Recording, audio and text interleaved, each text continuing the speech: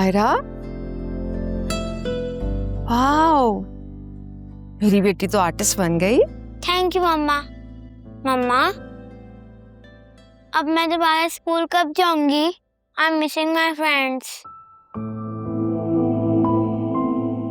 आयरा, आपको पता है ना अभी घर में कुछ प्रॉब्लम्स चल रही हैं। कैसी प्रॉब्लम? वो एक मॉन्स्टर है जो हमें तंग कर रहा है। आप बाबा की बात कर रही है ना? आयरा, बाबा को ऐसे नहीं कहते बेटा, वो आपके बाबा है ना। लेकिन फिजानी तो नहीं कहती है। मैं फिजानी से बात करूंगी, लेकिन आप कभी भी बाबा को ऐसे नहीं कहेंगे। मम्मा, इतने दिन हो गए बाबा मुझसे मिलने ही नहीं आए। आप बाबा को मिस कर रही हैं? थोड़ा थोड़ा, क्योंकि वो कभी कभी मुझसे प्यार भी करते थे और वो कभी कभी मुझसे खेलते भी थे। तो आप मेरे साथ भी तो खेल सकती हैं, है ना? हम बाहर लॉन में जाके खेलें? श्योर।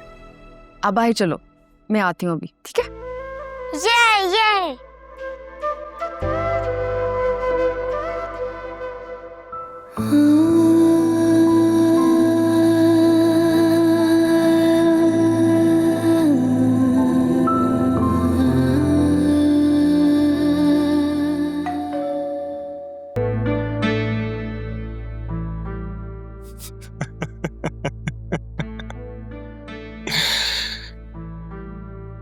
ये चाहे जितनी भी वीडियोस बना ले, सुल्तान का कुछ नहीं बिगाड़ सकते।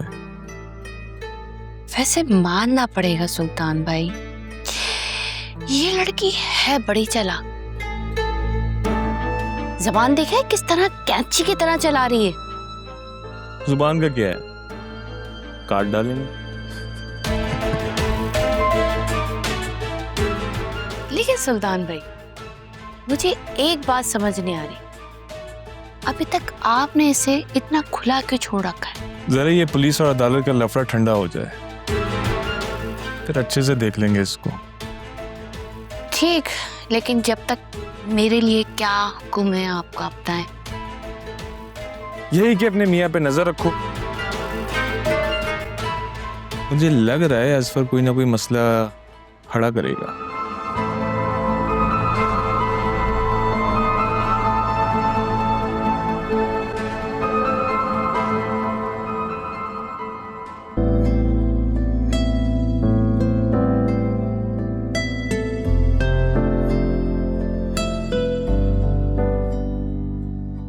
डोंट वरी, डरो मत, बाहर कोई भी नहीं है।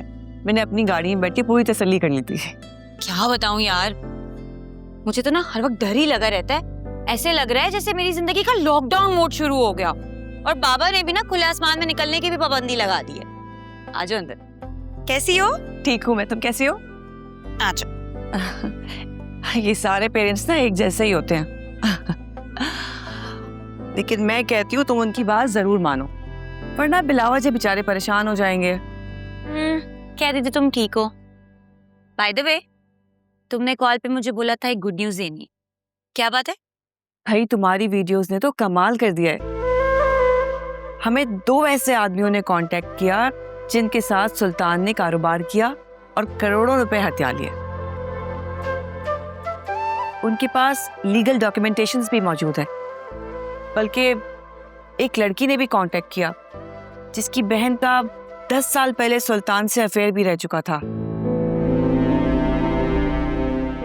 उस लड़की ने बदनामी के खौफ से खुदकुशी कर ली थी।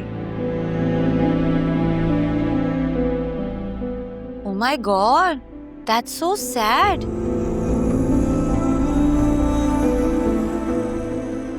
लाली सही कहती थी, ये इंसान नहीं जानवर है,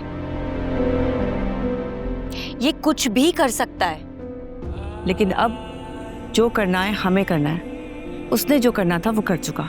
हाँ, सही कह रही हो। पर मैं तुम्हें एक बात बताऊं, अल्लाह ताला ना इनकी रस्सी जितनी भी लंबी कर दे, पर खींचता जरूर है फिर। और समझो अब वो दिन आ गया।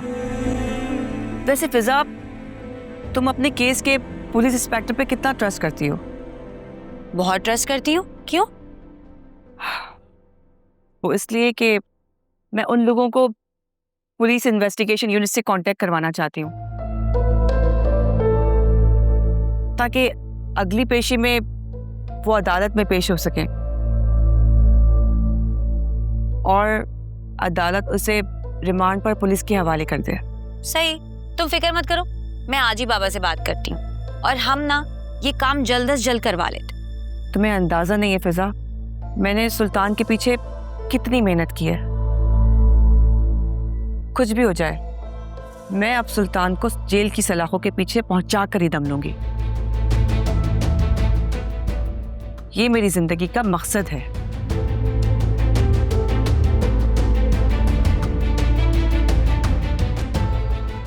वर्दा, हाँ एक बात पूछूं? हाँ पूछो। मुझे इतने लोगों ने कांटेक्ट किया, इंटरव्यू लेने की कोशिश की, इवन मॉर्निंग शोज में भी बुलाया,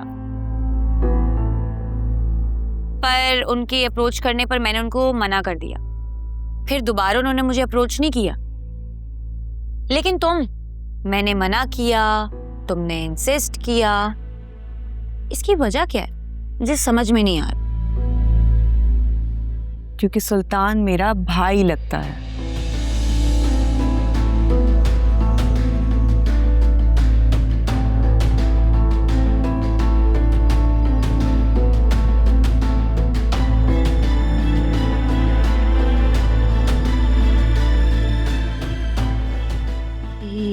ये तुम क्या कह रही हो?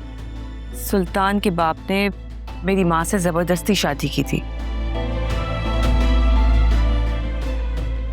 वो भी हर तरह की बुराइयों में मुब्तला था। पहले मेरे नाना के कारोबार पर कब्जा किया और मेरी माँ की जिंदगी अजाब बनाकर रखती थी। मेरी माँ ने बहुत चाहा कि वो उसे छोड़ दे, लेकिन वो उन्हें बहुत मारता पीटता था। फिर अल्लाह की करनी ऐसी हुई कि मेरे बाप का अचानक इंतकाल हो गया और सुल्तान ने हमें धक्के देकर घर से बाहर निकाल दिया था।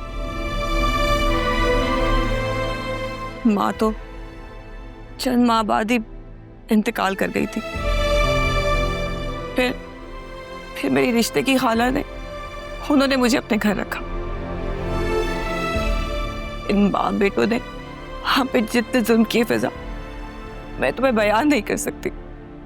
लेकिन मैंने खुद से वादा कर लिया, एक दिन सुल्तान को उसके जुल्म का हिसाब लाजमी देना होगा।